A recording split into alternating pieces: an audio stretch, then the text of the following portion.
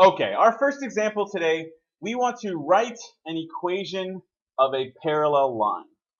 So, here's our example. Write an equation in slope-intercept form. We know a bunch of different forms now, so we do have to be very careful reading questions to make sure that we are putting them in the appropriate form.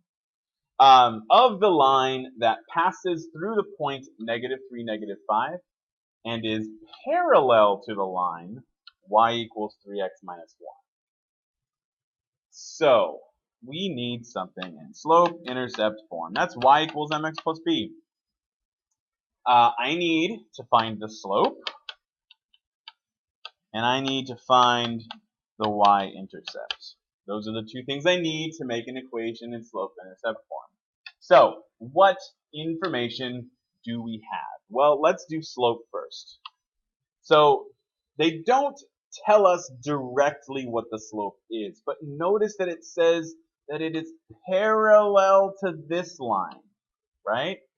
So if this line is y equals 3x minus 1, what is the slope of the line parallel to it? Remember, parallel lines have the same slope. So the slope of a line parallel to it is also 3, right?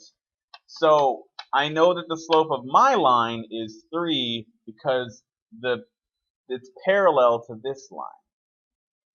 Okay, so my slope is 3. I need a y-intercept. Do I have a y-intercept?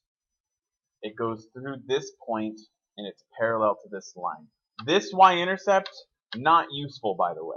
I don't need to go through that y-intercept. I need to go through this point. So I use the knowledge that I learned in, I think it was 4.2. I have a point. A point is an x and a y. I have my slope. Let's plug that into y equals mx plus b.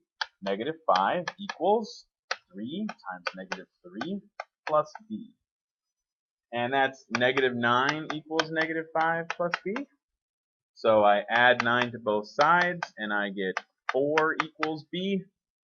And there's my line, my slope, my y-intercept, y equals y equals 3x plus 4. Voila.